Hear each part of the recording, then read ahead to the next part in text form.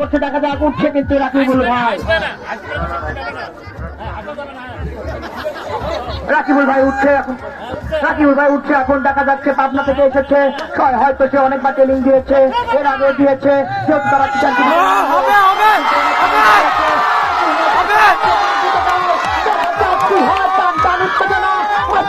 উঠে দিয়েছে।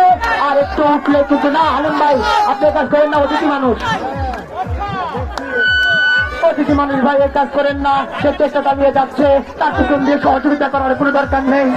আপনাকে এভাবে দিচ্ছেন সেভাবেই হোক, থাকছেন হতো চেষ্টা চালিয়ে যাচ্ছে।